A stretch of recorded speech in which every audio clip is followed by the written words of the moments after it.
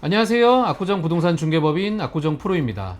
압구정 재건축 2구역 신현대 아파트 35평형 105동 10층 매물이 75억 원에 거래되며 마지막 거래였던 같은 동 6층 72억 원 거래가보다 3억 원 오른 신고가에 거래 완료되었음을 먼저 알려드립니다.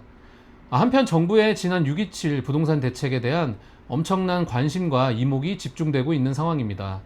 초강력 규제라고 대부분 인정하는 분위기지만 이로 인해 파생될 부작용도 만만치 않을 것으로 예상됩니다.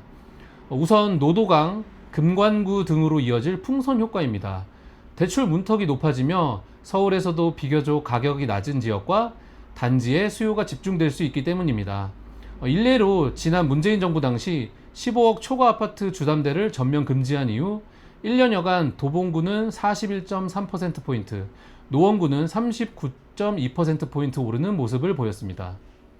또한 문재인 정부 시절 15억 초과 아파트 주담대 금지 발표 후 압구정 같은 경우는 거래 절벽이 약 4에서 5개월 정도 이어지며 시세가 조정되자 거래가 다시 재개되며 대책 발표 후 1년이 안 되어 전고가를 돌파하는 모습을 보여주었는데, 공급책이 동반되지 않은 단순 규제인 이번 6.27 대책 또한 일시적 숨고르기식의 모습을 보여줄 수 있다고 보여집니다.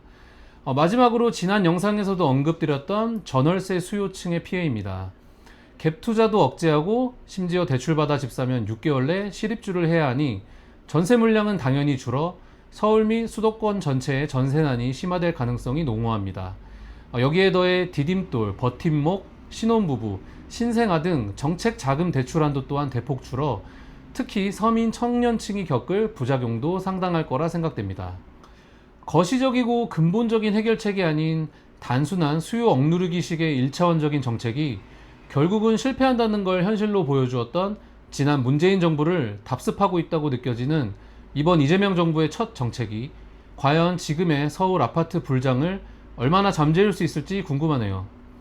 2026년까지 이어질 주택 공급난, 기준금리 인하 기조, 추경으로 인한 유동성 증가까지 예상되어 있는 현재 상황의 매수 욕구라는 거대한 용수철만 눌러놓은 것이 아니기를 바라봅니다. 감사합니다.